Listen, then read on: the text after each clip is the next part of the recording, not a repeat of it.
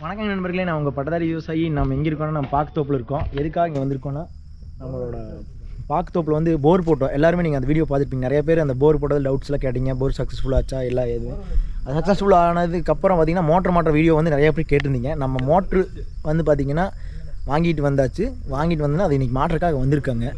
அது எப்படி மாற்றோம், எவ்வளோ ஹைட்டில் வருது, தண்ணி எப்படி வருது அப்படிங்கிறது எல்லாத்தையுமே அவுட்புட் எல்லாத்தையும் உங்களுக்கு நான் வந்து இந்த வீடியோ ஃபுல்லாக காமிக்கிறேன். மோட்ரு வந்து போர் குழியில் இறக்குறதுலேருந்து தண்ணி அவுட்புட் வர்ற வரைக்கும் நான் இந்த வீடியோ வந்து ஸ்கிப் பண்ணாமல் பாருங்கள். சரி, நம்ம வாங்க போகலாம் போர் மோட்டர் மாட்டுறதுக்கு. நம்ம வீடியோக்குள்ளே போகிறக்கு முன்னாடி நம்ம மோட்டர் எங்கே வாங்கணும்னு பார்க்கலாம். நம்ம மோட்டர் வந்து பார்த்தீங்கன்னா டெக்ஸ்மோ தான் நிறைய பேர் சஜஸ்ட் பண்ணது. டெக்ஸ்மோ வந்து பார்த்தீங்கன்னா டேரோப்பம் செல்வம் ஏஜென்சிஸ் கோயம்புத்தூரில் நஞ்சப்பா ரோடுன்னு இருக்குது. அங்கே தான் பார்த்தீங்கன்னா மோட்டர் வாங்க போயிருந்தோம். இந்த இடத்த பொறுத்த வரைக்கும் பார்த்தீங்கன்னா டேரக்ட் டீலர் டெக்ஸ்மோ கூட இவங்ககிட்ட ஒரு சின்ன டிராபேக் அப்படின்னு சொல்ல போனால் கிரெடிட் கார்டுக்கு 2% போடுறாங்க, டெபிட் கார்டுக்கு வந்து பார்த்தீங்கன்னா 1% சார்ஜ் போடுறாங்க, ஒன்லி கேஷ் அப்படிங்கிறாங்க.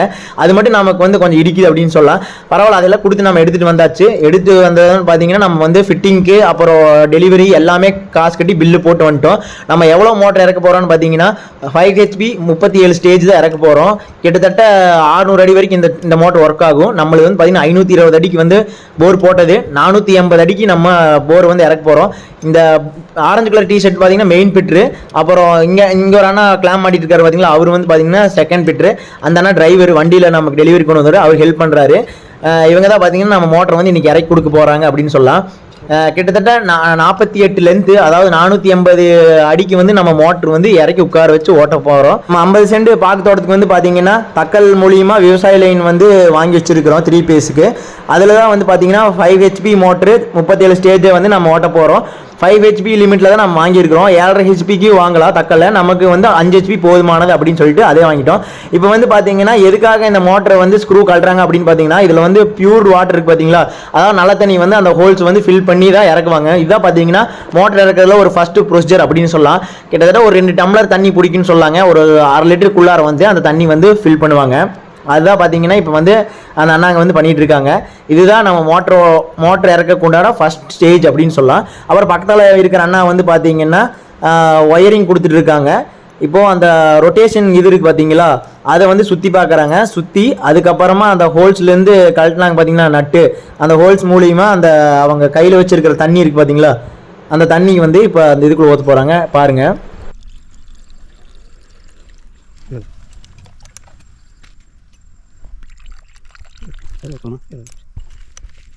தண்ணி வந்து பார்த்தீங்கன்னா ஊற்றி முடிச்சோடனே அந்த ஸ்க்ரூ இருக்குது பார்த்தீங்களா, அதை வந்து டைட் பண்ணுறாங்க.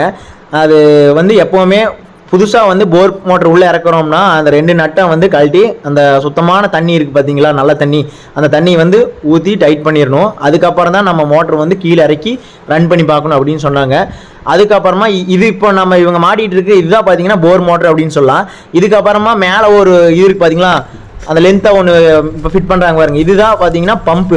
போர் மோட்டரில் பொறுத்த வரைக்கும் நீளமாக இருக்கும். நான் வந்து இதுக்கு முன்னாடி வந்து போர் மோட்டர் பற்றி எனக்கு நாலேஜ் கிடையாது. நான் நினச்சிட்டு ஃபுல்லாகவே மோட்டர் எப்படா தண்ணி எடுக்கும் அப்படின்னு நினச்சிருந்தேன். ஆனால் எனக்கு வந்து இப்போ தான் வந்து தெரிஞ்சு என்னன்னா, கீழே இருக்கிறது பார்த்தீங்களா அந்த க்ரீன் கலர் கீழே இருக்கிறது ஃபுல்லாக மோட்டர் ஒரு பகுதி, மேலே இருக்கிறது வந்து பார்த்தீங்கன்னா பம்ப் அப்படின்னு சொல்லுவாங்க. ஃபுட்பால் மாதிரின்னு சொல்லாங்க. மேலே தண்ணி வந்து நம்ம ஓஸ் மூலியமாக எடுத்து கொடுக்குறது அப்படின்னு சொல்லலாம். அப்புறம் அந்த ஒயர் இருக்குது பார்த்தீங்களா, அந்த ஒயர் வந்து அந்த மேலே வந்து கிளாம்ப் இருக்கும், அந்த பைப் மாட்டுறக்காக கிளாம்ப் அதையும் ஃபிட் பண்ணிட்டாங்க.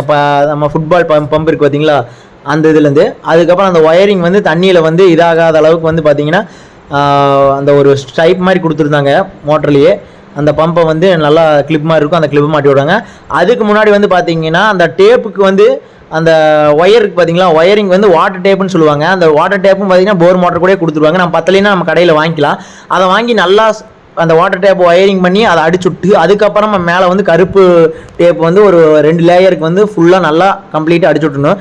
அந்த வாட்டர் டேப் வந்து அடிச்சுட்டு தான் அப்புறம் இந்த கருப்பு டேப் அடிக்கணுமாமா. ஏன்னு கேட்டிங்கன்னா அப்போ தான் வந்து அந்த ஒயரிங் ப்ராப்ளம் ஷார்ட் ஆகிற ப்ராப்ளம்லாம் வராது, தண்ணிக்குள்ளே போய் ஓடுறதுனால அந்த வாட்டர் டேப் அடிக்கணும்னாங்க. அதுக்கப்புறமா இதுதான் மெயினான ப்ரொசீஜர்னு சொல்லலாம். நம்மளோட மோட்டர் வந்து பார்த்திங்கன்னா எந்த 3 விஷயத்தில் வந்து தாங்கிட்டு நிற்கும். என்னன்னு பார்த்தீங்கன்னா ஃபஸ்ட்டுன்னு பார்த்தா அது நம்மளோட கயிறு, இந்த நைலான் கயிறு இருக்குது பார்த்தீங்களா, அந்த கயிறு வந்து நம்ம கட்டுற இதுதான் பார்த்தீங்கன்னா மோட்டர் தாங்கிட்டு நிற்கும். 2வது பேலன்ஸ் சொன்ன போனீங்கன்னா அந்த பைப் இருக்குது பார்த்தீங்களா, அந்த பைப்பு. 3வதுன்னு பார்த்தீங்கன்னா அந்த ஒயர். இந்த 3 இது தான் இருக்கும். ஏதோ ஒன்றை வச்சாவது நம்ம வந்து பிற்காலத்தில் மோட்டர் ஏதாவது ப்ராப்ளம் ஆச்சுன்னா எடுக்கலாம். மெயினாக வந்து நம்மளோட கயிறு வந்து ஸ்ட்ராங்காக இருக்கணும். கயிறு வந்து பார்த்தீங்கன்னா நீளமாக கொண்டு வந்த கயிறை நீளமாக காட்டுக்குள்ளே நீளமாக பரப்பி விட்டாங்க. அதுக்கப்புறமா பைப்பை வந்து பக்கத்தில் எடுத்து வச்சுட்டாங்க. பைப் வந்து கை டைட்டு தான் பண்ணணும்.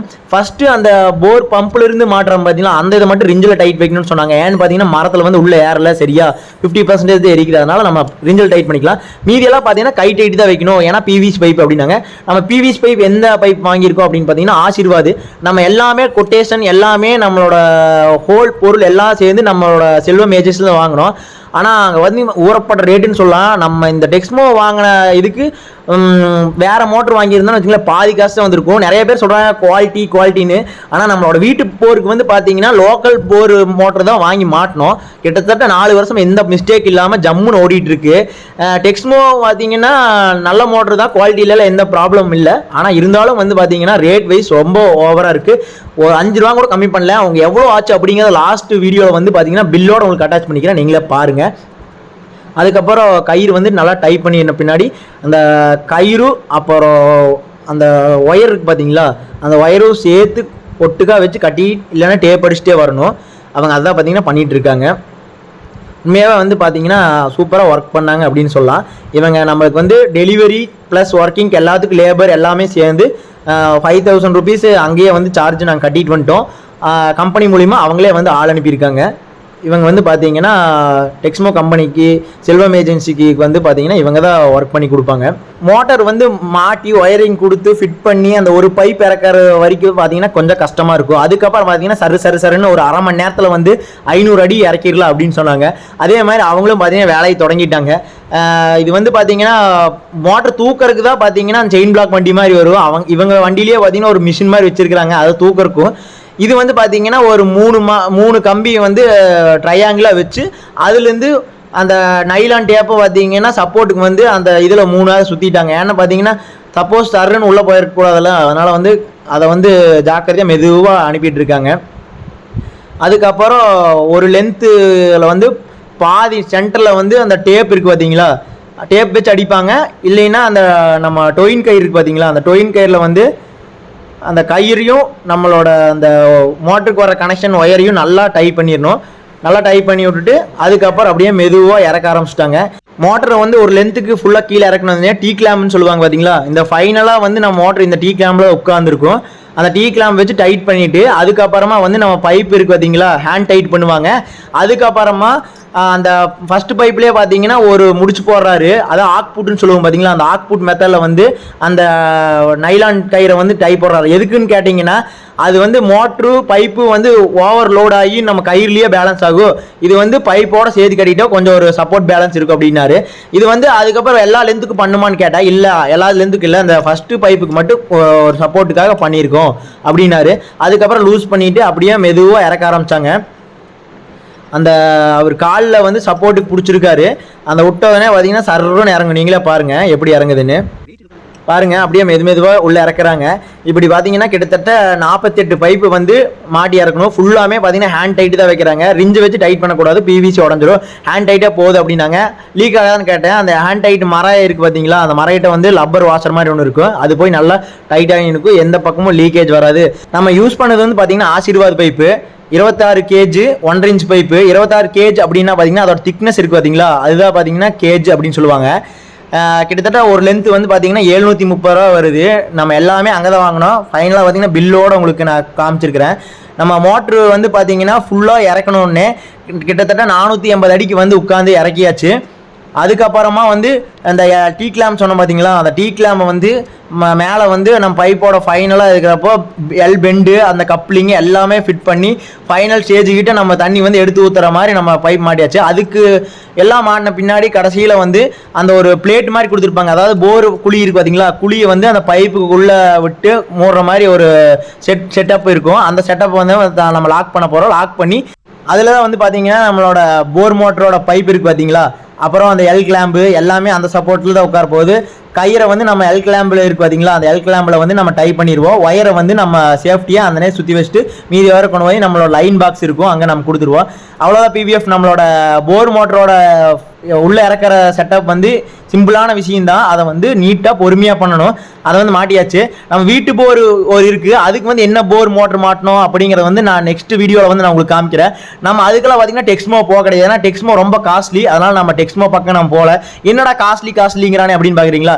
நீங்களே பில்லை பார்த்து நீங்களே ஷாக் ஆயிருவீங்க. எவ்வளோ வரும் நீங்கள் கெஸ் பண்ணி வைங்க. நம்மளோட whole motor, pipe length, wire, அப்புறம் கயிறு, அப்புறம் பார்த்தீங்கன்னா இந்த பேனல் போர்டு இருக்குது பார்த்தீங்களா? இந்த பேனல் போர்டு அப்படின்னு பார்த்தீங்கன்னா இது வந்து 2 பீஸ் 3 பீஸ் ரெண்டுலேயுமே வர மாதிரி நம்ம கேட்டிருந்தோம்.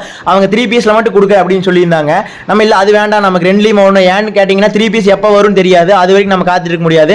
2லயும் வந்து கன்வென்ஷனில் ஓடுற மாதிரி நம்ம அந்த பேனல் போர்டு வாங்கிட்டு வந்துட்டோம்.